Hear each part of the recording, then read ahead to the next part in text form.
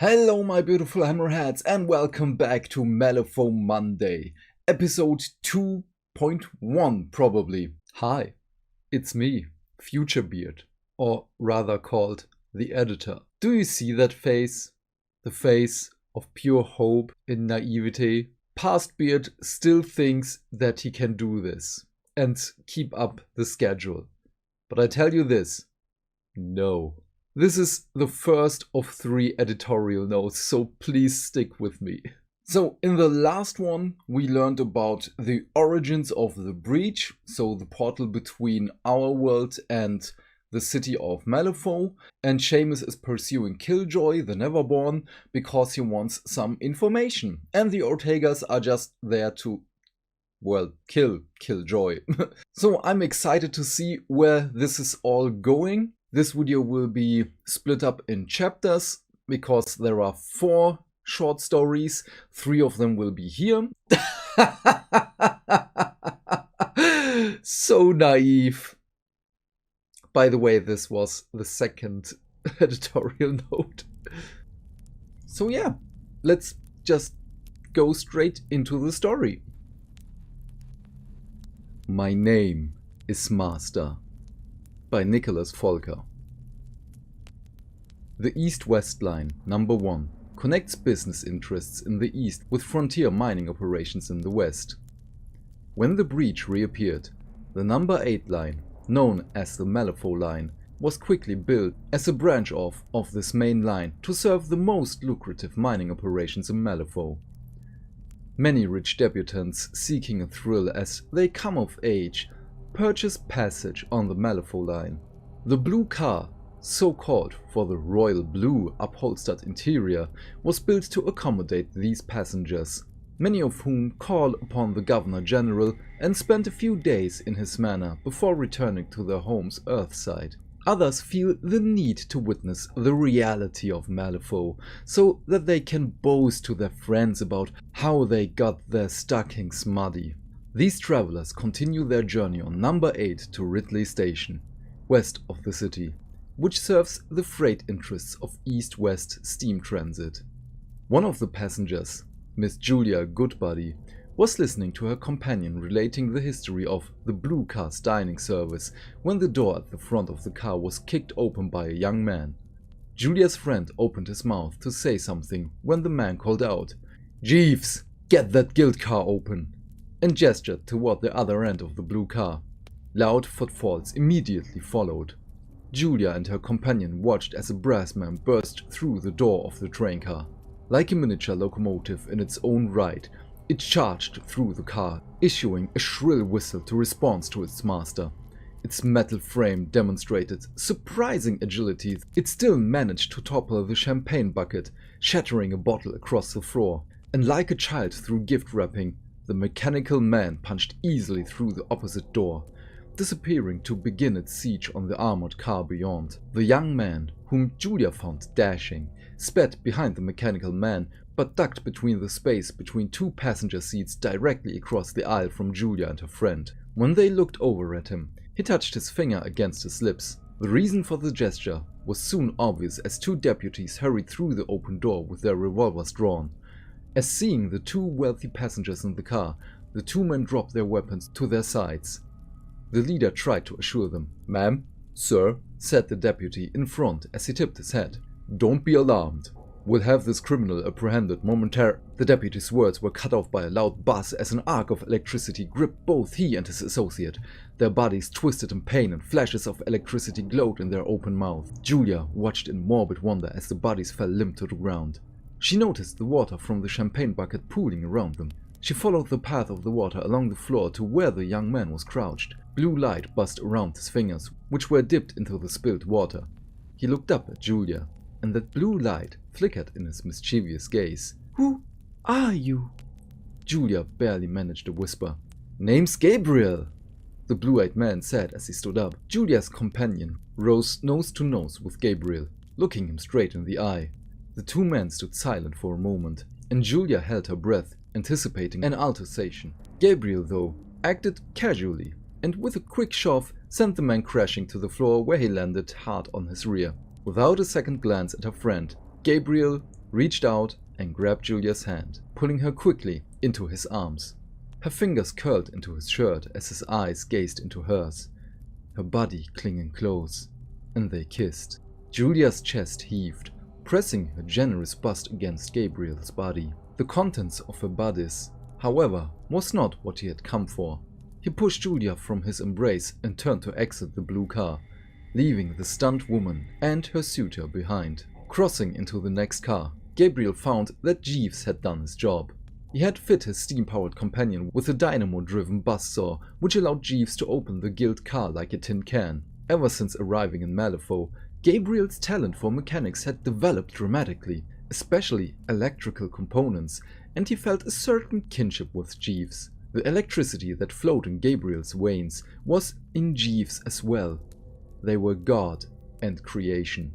The car was filled with steam from Jeeves' exertion, and 2 more Guild deputies lay unconscious on the floor.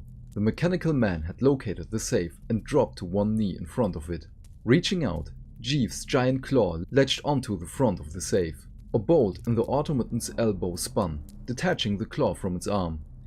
Its payload in place, Jeeves rose and made room for Gabriel, who quickly approached the safe. The claw was loaded with explosives, and Gabriel pulled a pin out of the device, priming it for detonation. Taking a moment to make sure everything was ready, Gabriel took shelter in a corner of the car while Jeeves' metal body hovered over him to protect him from the imminent blast. With a satisfying boom, the car shook violently, threatening to derail while the wheels howled loudly as they fell back into place. The result was less than ideal. Instead of blowing the door off the safe, the detonation blasted the safe through the wall of the car and sent it tumbling into a ditch alongside the track. Precious soulstones, the most valuable treasure of Malifaux, rained through the air as the safe tumbled and overran through the ditch. The floor of the car was littered with soulstones as well, and these Gabriel, after cursing his luck, frantically worked to scoop into a burlap sack. The dynamite blast was quickly followed by gun blasts. The always loyal Jeeves quickly put himself between the gunman and Gabriel, the bullets ricocheting off of its metal hull. This gunman, however, wasn't a blundering deputy to be easily dispatched. With his 6th bullet, the gunman sighted down the length of his revolver and fired. Every knight has a chink in his armor, and Jeeves was no different. The magic that animated the steam golem was contained in the black market soulstone mounted in the creature's head. Gabriel had come to view this mechanized cohort as a real person, and the magic in that stone to be the creature's soul. With that 6th gun blast, Jeeves' soulstone exploded into a rain of tiny shards. Each twinkled with a final flare of magic before dimming and littering the floor. "Jeeves! No!" Gabriel howled. Lifeless, the machine toppled forward, revealing to Gabriel his murderer. Standing in the ruined doorway of the Guild car was Samael, the famous Guild witch hunter. Gabriel recognized him from his frequent pictures in the paper, credited with the capture of dozens of arcanists. Between them, Jeeves' ruined boiler smoldered, filling the car with smoke. "You're right to mourn him. There's no heaven for walking boilers, and there's no heaven for thieves either," Samuel stated coldly. Overcome with rage at the death of his comrade, Gabriel stood and faced off against the witch hunter, lifting his hands over his head. Energy surged in his blood and boiled into his flesh, erupting as brilliant arcs of lightning. His hands shot forward and the electricity jumped through the air, full of deadly malice. The lightning didn't communicate Gabriel's wrath well, however. It dimmed in mid-arc and struck feebly against Samuel's chest and the pendant he wore there. It was a ward against Gabriel's magics, specifically crafted to defeat his particular talents. With Jeeves dead and his magics rendered impotent, Samuel had the upper hand. "You're not going to take me in, Samael! You'll have to kill me!" Gabriel said defiantly. "Have it your way." Samuel casually flipped open the cylinder of his revolver and reloaded it with rounds from his belt. With a snap of his wrist, the cylinder snapped closed, and he leveled his pistol at the defeated Gabriel. Samael approached slowly, and Gabriel slumped to his knees, bowing his head. In those moments, even the sound of the rails seemed silence. The air thickened and Gabriel found it difficult to draw breath, as if the chill of death's presence had fouled the air. He felt foolish, looking back on his life and his stunt to rob the guild. He'd been so sure of himself and had imagined such grand dreams which he would have conjured after possessing the soul stones. In those final moments of his life, Gabriel contemplated the series of blunders that had led him into this. There was a loud thwack, which was curiously unlike a gun blast. Gabriel opened one eye, chancing to look up at his killer. What he saw was the greatest stroke of luck he'd ever witnessed. Julia looked magnificent. She was an angel, her billowing gown fluttering around her ankles by the wind passing through the wrecked car. Above her head, she held Jeeves' smokestack, which she had used to club Samael, and the witch hunter lay at her feet, knocked out cold. Gabriel shot to his feet and embraced the woman in his arms, kissing her passionately. Then, pulling away and taking up his sack of salvaged soulstones, he gestured to the hole in the train car. "Ladies first! Make sure you hit the ground rolling." Julia grinned happily and nodded her head confidently. She gathered up her skirts and leapt. She was an angel. At least she flew like one. She landed in the ditch as gracefully as anyone could manage and quickly rolled to a stop. With a look over his shoulder at Jeeves' fallen body, Gabriel went to collect the smokestack Julia had discarded. He touched his hand against the sack of soulstones at his side. Jeeves' legacy would live on in the generation these stones would allow. Returning to the hole in the side of the train car, he whispered a soft goodbye and followed Julia through the air. Gabriel woke slowly. It was a grand dream. He had disposed the corrupt Governor-General and ruled Malifaux from the tyrant's mansion with an army of soul-fired automatons. Money, women, milk, honey, all his. He was magnificent and powerful as the mines of Malifaux fed his coffers and gave life to his mechanical militia. But as he gazed down on his domain from his ivory tower, smoke rose from the city and a mob approached. Their torches spread around him like the stars lighting the night sky. Foreboding gripped him, roused him, but the scent of smoke lingered. Fear suddenly shook him, and Gabriel realized the mob was not the source of the smoke. All around him, flames licked at the walls, quickly climbing overhead. The rafters crackled and popped, falling from the ceiling as glowing cinders. Alarmed, he turned and pulled at the sheets beside him, but Julia was already gone. He jumped from his bed, spilling his stolen soulstones onto the floor, and sped down the stairs as the sun rose beneath an arc of flame that was once the door of his home. He threw himself through the fiery doorway, the remnants exploding into flaming splinters around him. It was then that a powerful blow struck him. Laid out on the ground, embers rained down and above him hung an enormous broad-bladed sword. Gabriel had run face first into the flat of the blade like a clothesline. His head spun and his vision blurred, but he was conscious long enough to see a woman drop the blade to her side and discard a cigarette with the flick of her finger. She smirked and shook her head. Blowing out a plume of smoke, she said, "This is not going to be a good day for you, friend."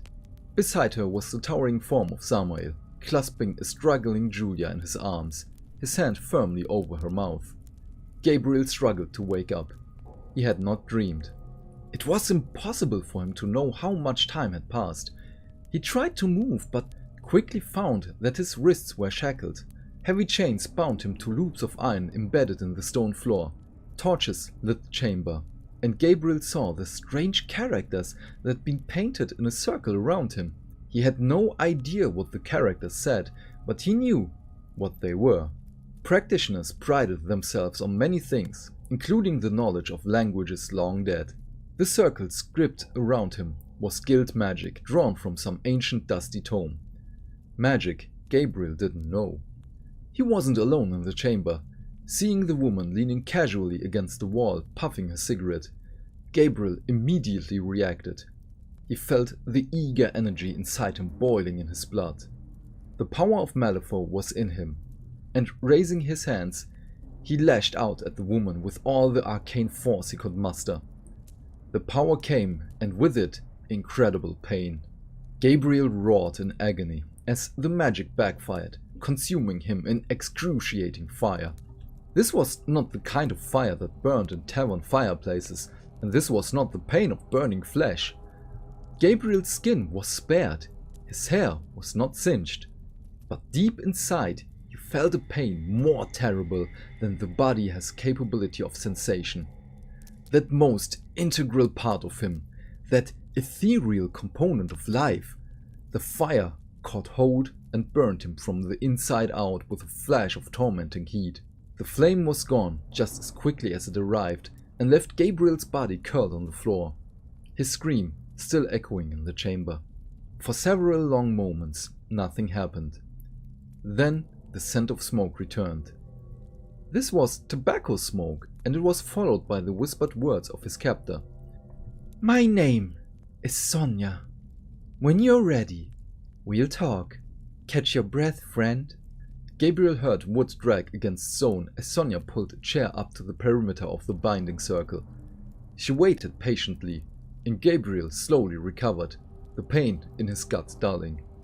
He sucked in a deep breath and gathered his strength.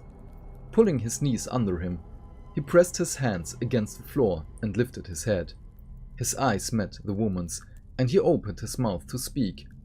But she didn't give him an opportunity, flicking her cigarette in his face as soon as he set eyes on her. The hot ember burned a spot on his brow, and the ash showered his face. "Idiot! We're not here to talk!" Rage sparked in Gabriel, and unbidden, the power inside of him flared. Instinctively, he lashed out again. What would normally manifest as bolts of lightning from his fingertips, a trick that allowed him to easily overcome the guards on the train, instead traveled down the chains of his shackles and out towards the circle inked on the stones around him. The black runes glowed a malevolent purple as the energy rebounded off the circle and leapt back up the chains to ignite that hellfire inside of him. Gabriel howled, but his rage fueled the fire, and it did not relent. With his hate to fuel it, the fire would burn until there was nothing left of him to consume. His cries filled the chamber, the shrill sound of true suffering. But his captor called out over the sounds, and her voice penetrated his world of pain. "What you're feeling is that wellspring of power inside you being burned away. What once empowered you, made you confident, will be gone, and you will be just a meek, hollow man. Inside you, there will be a hole, and that void will hunger for the power it once knew. With that hunger will come a sensitivity to the magics of your fellow criminals. I will use your new sense to track down others like you, and you will help me. You'll help me because you will hate them for the power they wield, envious of their strength you once had. You will enjoy it, I promise." Despite his agony, Gabriel heard every word, and he was terrified that she was correct. He knew she was right, because he could feel the part of him that would be able to resist burning to ashes. His fingers curled again against the cold stone beneath him, frantically trying to grasp a hold of his identity and save it from being devoured. What would survive would be his anger, his hate. The last bit of his rebellion was snuffed out, and the fire in him flared, pouring out of him as a noxious green vapor. Sonnia backed away as it poured from his eyes and mouth. The unhealthy mist washed over the chains that bound him, quickly working their corrosion on the metal. Twisted by pain and hate, his body was changed too. The strength in him was evaporated away, and he appeared as the empty husk he was. Just as his home had been burned from the inside out, only a shell of his body remained also. His limbs were knotted and bent, his hairless flesh like ancient, wrinkled parchment. Standing over the pathetic creature, Sonnia watched as the transformation took hold. "If you want to be paid in guildstone, you work for the guild. I think you will enjoy your new career." She produced a large blade from a tangle of burlap nearby and tossed it on the floor in front of what remained of Gabriel. In the noxious proximity of the creature, The metal pitted and lost its polished shine. "My name is Master. Here is your weapon." Gabriel looked up from the blade with his hollow eyes and bowed his head. "Yes, Master." Seamus Crashes a Funeral by Nicholas Volker. "I see that you've discovered the price of this exhibit, Miss Squidpitch. You have a good eye." The curator approached where Molly was setting up her camera. "It's a very striking piece. I hope you don't mind if I take a shot of it. I think it will look great in the article." Molly paused and pulled her head out from beneath the camera's hood. "And please, call me Molly. What can you tell me about this piece?" "It's called the Gorgon's Tear. It's among the first relics recovered from the ruins of Malifaux during the initial expeditions through the breach before it closed. Bernard Hughes, the adventurer who found it, claimed a fanciful tale of prying the stone from the statue of a serpent goddess he discovered in the wilderness. There's not much supporting evidence for this tale, as no other members of the expedition recalled seeing such a statue, and it's never been recovered. Also, the Hughes family crest incorporates an image of Athena's aegis, which depicts a woman's face and wreath of snakes. It's more likely that he named the stone in an attempt to link it to his family's name. If you ask me though, it's a fitting name for the stone regardless. The green glow reminds me of a serpent's venom, or the gaze of that petrifying monster of ancient myth. The stone has earned a myth of its own as well, which makes it even more valuable aside from its great size and arcane potency. The stone is said to be cursed. Hughes was an eccentric man, but he became increasingly more paranoid as he grew older. He feared that the creatures of Malifaux had followed him back through the breach, Earthside, to reclaim the stone. He never parted from the gem and had it cut into its present teardrop shape and set into the pendant that you see here. He wore it on his person all the time, though rarely openly, hiding it beneath his shirt or jacket. His daughter's husband was one of those unfortunate souls who were trapped in Malifaux when the breach collapsed, leaving Hugh's daughter a widow, and his granddaughter, Harriet, without a father. Hugh's daughter and granddaughter moved to live with him at his estate, where he lived in the giant mansion alone with only a small staff to maintain it. Harriet had dark eyes and jet black hair. In his paranoia, Hughes was convinced this little girl was a never-born monster that had finally tracked him down to steal the tear from him. He was constantly blaming the girl for any and all mishaps that occurred at the estate and became easily agitated and violent. His fear of the little girl eventually motivated him to set fire to the Hughes estate. He, his daughter and granddaughter were all found burned alive, together in the same room. The Gorgon's Tear was found on Hughes' body. The staff that escaped the fire said that the stone glowed brighter than ever, charged by the death of Hughes and his family. Hughes left no will, and the stone was sold at an estate auction. From there, the stone passed through several different owners. Each suffered tragic deaths, and the stone was always present at the death of its owner, continuously energized by the grim fates of its masters. With each death, the stone's infamy grew. Only those with a morbid interest in the macabre history of the tear still sought it. Eventually, it ended up in the possession of a Mr. Dorian McKee, a land surveyor who won a contract in the Malifaux marshlands upon the reopening of the breach. He disappeared a few weeks after arriving in Malifaux. The establishment suspected foul play, and death marshals were dispatched to investigate. Mr. McKee's partially digested body and the Gorgon's Tear were recovered from the belly of a strange crocodile-like creature caught in the marsh. And that's what brings the stone to this archives collection. With no will and no next of kin, the stone was relinquished to become state's property. The governor decided to donate it to this collection. He, of course, had no right to keep it. The only other course of action would have been an estate auction, much like what happened in Hughes' case. However, I like to think that the governor donated it because he feared the curse of the stone. It makes a much better tale if you ask me. Molly lifted her hand and held out a flash pan. In her other hand, she pushed the shutter button, and a brilliant sulfur flash filled the room. Lifting her head from behind the camera again, Molly looked into the darkness behind the Tears display case. She narrowed her eyes. Is there something over there? But the figure she thought she saw through the camera lens was no longer there. Yes, there is, miss. Molly looked over her shoulder at the woman the curator was addressing. This woman was not the figment Molly imagined seeing in the viewfinder. Her clothes were unmistakable.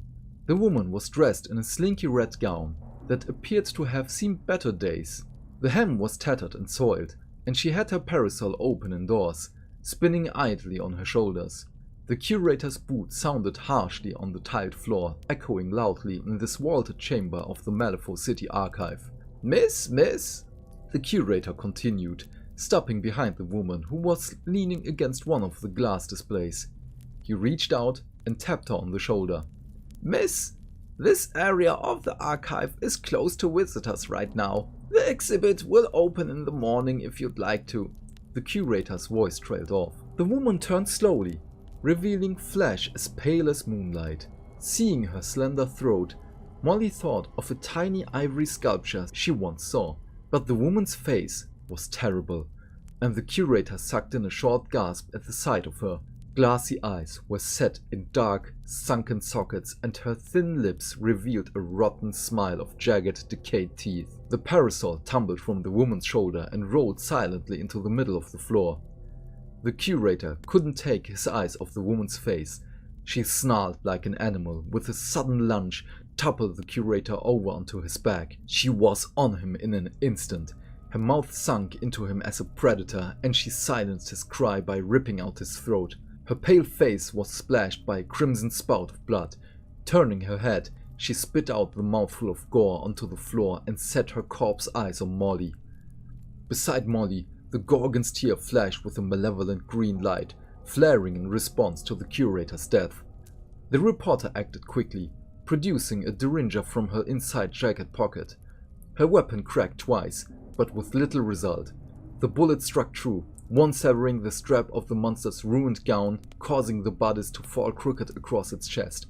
However, no blood was produced by the weapon, just two black holes like ink spots. Molly saw that the monster was not alone. Behind her, two other women appeared, and the three set upon the dead curator, tearing his flesh from his body. Molly reeled and stumbled backward, her mind dizzy with the gruesome scene before her. Her foot caught on the corner of the rug, and she began to fall backward, tumbling into the unexpected embrace of a man. He spoke softly and with a heavy accent. "Oh, love, don't worry. I won't let them eat you." His voice attempted comfort, but his words struck a new chord of terror inside Molly. He whispered, "They know to leave the pretty ones for me." With a sudden motion, the man plunged a long blade through the woman's back. She watched as the blade emerged from her chest with a horrible tearing sound. The blade pierced her lung so that she couldn't scream. Instead of voice, blood came to her lips, and she could only gurgle weakly in response to her murderer. Her body stilled, and Seamus laid her carefully on the ground, kneeling beside her. His fingers combed through Molly's silky hair, pushing her head with its press pass aside. With gentle attention, his fingertips traced the contours of the expired woman's face, admiring her as if she were a sculpture. His thumb brushed lightly across her blood-stained lips, and he made a soft, happy sigh at the sensation. Seamus gazed into Molly's lifeless eyes and bowed his head over her, whispering, "You are the lovely one, aren't you?" His lips touched hers in a loving kiss. Her lips were soft, like delicate rose petals, and her blood like dew on a warm summer morning. In the background, Seamus could hear the faint sound of rushing footfalls approaching. He knew it was the sound of the marshal's boot heels. Somehow, they were alerted to the violence here. He cupped Molly's cheek, smiling warmly. Don't worry, love. Old Seamus will come back for you. I promise you that, love. He stood, and his undead entourage collected around him. One held the Gorgon's tear while another held Molly's camera. He always took a souvenir to remember his victims. Seamus looked at them and nodded. Right. Let's go! I had the great fortune of working with Molly professionally. She was creative, intelligent, passionate. I wish that I had even an ounce of her passion. I was always envious of her adventures. As an editor, I was always stuck in the office, but I got to live vicariously through her words. If you are anything like me, you looked forward to her column every week to discover what new treasures she unearthed, what mysteries she solved, or what exotic location she visited. I think her stories brought a lot of joy to a lot of people's lives. I'd like to share my favorite article of hers with you now. It's my favorite because I remember the day she told me of the story herself, and I remember smiling at how excited she was to tell it. Frank Ginther, the editor of the Malifaux Daily Record, shuffled through his notes and found the newspaper clipping of Molly's story. He lifted his head and gazed out over the dozens of gathered mourners. He didn't know even half of them, but he was sure that Molly had been a treasured part of each of their lives. She had that effect on people. She was naturally charismatic, and people couldn't help but admire her. Frank looked down at the clipping, adjusted his glasses, and began to read. After the christening gala, Captain Clark invited his guests to join him that evening aboard the Erebus. This was the maiden voyage of the first ship ever constructed on this side of the breach, and I feel obligated and privileged to witness this historic event. The boilers produced a faint rumbling vibration on deck, and the turbines made an oddly soothing whir. There were a number of things unique about the vessel that set it apart from ships that fly sails. One, it was incredibly responsive and would accelerate and decelerate quickly, requiring me to hold fast to the rail for the entire voyage. The sea itself was curious as well. The setting sun produced an odd color in the waves, and looking over the side, it seemed as if the clear blue water transitioned abruptly into black ink just a few meters down. There was an ocean in that inky water that startled me, and off the other port of the ship, an enormous creature catapulted out of the sea. It hung in the air for a moment, and I called out for everyone to look. Its bulk eclipsed the light of the setting sun, but the sun dimly filtered through its translucent body, like light through a curtain. Watching the creature disappear into the sea, we all talked excitedly. We decided that the best way to describe it was an animal, with the shape and manner of a dolphin, but flesh like a jellyfish, even complete with luminous trailing tentacles. Captain Clark commented that he'd never seen a creature like it before, and suggested that I should name it. I thought about it for a long moment and chose to call it a calypso, because such wonders as that creature could easily convince me to stay at sea for the rest of my days. The man folded the article and tucked it into his breast pocket. This was just one of her many adventures, and one of the many examples that demonstrates to me how Molly lived more in one day than many of us do in our entire lives. I suggest each of you, when an adventure presents itself, do not turn away. Remember Molly, of what she made. Frank's face went suddenly flush, and he quickly crossed himself. Good Lord! The guests turned their heads, following Frank's gaze to the back of the crowd. There, 3 women stood, their faces as pale as moonlight. On the ground in front of them lay an officer, with a folded parasol planted in his bag. Gunshots rang out, and the crowd darted out of their seats, screaming in terror. The women set upon the remaining 2 officers, who frantically fired their revolvers into their attackers' unfeeling flesh. As if from nowhere, Seamus bowed over the eulogist and leapt onto the casket, spinning on his heel with a flourish. He cupped his hands around his mouth and called out, Please stay. I want to say a few words on Miss Squidpitch's behalf. Throwing his head back, he let out a maddening laugh at his own joke. I only met her once, but I would have liked an opportunity to know her. Biblically, you know what I mean, lad. Frank looked up at the devil on the casket, and behind him, the rotten bells continued to cause chaos in the dispersing crowd. Seamus drew from his side what appeared at first glance to be a saber. He held the weapon aloft, pointing it at the heavens. It was more than a sword, though. Above the guard, integrated into the blade, was a clamp that closed via a bolt that ran through the grip and out the pommel of the sword. Set in the clamp was a brilliant green teardrop-shaped soulstone. Seamus shot into the air and brought the sword crashing down on the casket, bursting it into a shower of splinters. Covering his face with his arms, Frank muttered desperate prayers to himself. Before him lay the lifeless body of Molly Squidpitch among the wreckage of her coffin. Despite the cacophony of noise and violence around her, she looked so peaceful. It was difficult for him to believe her dead and not simply sleeping. He felt the urge to go to her, to shake her, to wake her, and beg for her to flee. He wondered if, when Seamus killed him, he would feel such peace. My boy, Seamus called out. You are going to want to see this. I told you, Molly, that I'd be back for you. He spun the blade above his head and with a sudden motion ran Molly through. It struck her with a sound like an axe on wood, and the stone in the blade flashed with green flame. Molly's corpse sucked in a quick breath, and her dead arms shot up to grip the blade that pinned her to the ground. Her eyes opened, and Frank saw that they were hollow and black, like the pit of hell. He screamed, madness gripping his body, and his hands tore at his clothes as he watched these unnatural events unfold. The woman looked up at Seamus and struggled against the blade. Her legs kicked at the ground as she tried to regain her feet, but her killer was standing stoic over her. Finally, Seamus knelt, and from a bag set at his feet, he produced a large photograph.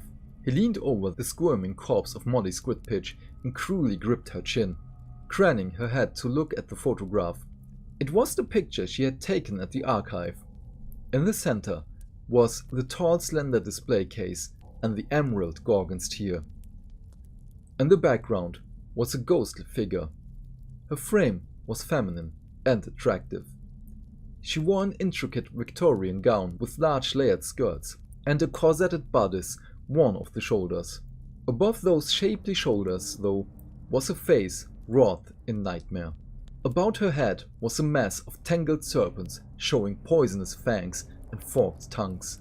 Fortunately, her eyes were cast in shadow by the crown of snakes. Her gaze was not something a sane man would wish to know. The photo had captured her terrible black smile. Her expression communicated a simple fact: she knew this shade of a woman. She knew a secret. Who is this? Who is this woman, dear Molly? Dear Molly? Seamus demanded, shoving the photograph into the dead woman's face. Her cold hand clutched Seamus's wrist and with the strength of death pushed the picture out of her way so that she might look at his face. I know her. Molly grinned that same knowing grin. I know her. The corpse replied. She is there, in the darkness. I have seen her. Seamus gripped Molly's wrist in return, and with his other arm drew the saber from her belly. He dragged her to her feet and said sternly, "You are coming with me." Then calling out to his macabre harem, "We are leaving!" Obediently, the women stopped their feasting and hurried after their master, his eyes wide with persistent alarm. Frank watched, too scared to blink until they were out of sight, as the 5 walked away from the cemetery. and toward the city. Hi, editorial note. Okay, these stories are getting pretty long, and I don't know how the next Chronicle issues are looking, so I'm going to do it like this. So I will read 1 or 2 of them, and I have my summary and thoughts, of course, and for the rest of the stories, if they are just short stories, I will just give you the summary and thoughts, and of course what happened in there. Because I have limited amount of time, and this is a lot. But yeah, okay, the third short story is about a guy named Jeremiah, who's not really that important because he dies at the end, and he goes into the swamp to play poker with the swamp witch. I don't know what really happens here, because he's the only one with a name, and after the poker game he loses and she eats him, or rather just his spleen, probably foreshadowing for the future. I don't know, maybe just a fun story about the swamps near the city, we will see. And the fourth short story, which is by far the longest one, Death Marshals. We get introduced to, of course, the Death Marshals. We have Lady Justice and Judge, who are pursuing a resurrectionist and who killed one of the guild guards. They're going after him, of course, are fighting a little bit with him, but he gets away. And we get to learn a little bit about the relationship of Lady Justice and Judge. They're probably in a relationship. Well, she calls him dear heart and stuff like that, and they're telling each other that they can't live without each other. So that's cute. But as I've said, in the end, the guy gets away, and we get introduced to 2 other characters, Mortimer and Nicodem, or Nicodem, I don't know how to pronounce that name. And yeah, well, they're finishing the job and killing the resurrectionist. And that's it. That's what we get of the 2 of them. We have in the first short story how witchling stalkers are created by Sonnia, and in the second short story how Molly was created by Seamus, and that she was a reporter. Fun fact. So I enjoyed those stories. They were good. Of course, there isn't really much happening. It's just world building as of right now. But again, I'm still excited for the next issue.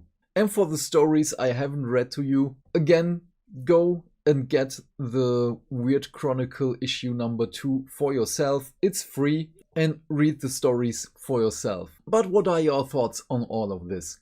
Please leave your thoughts and questions in the comment section down below. I am keen to know what you have to say. And while you're down there, do all the YouTube stuff, because hitting buttons is fun. If you want to support the channel and you don't know what to say, just write Malifaux in the comments. Have a great day, my friend. Stay fantastic. Stay hydrated. And I will see you on the next Malifaux Monday. Bye!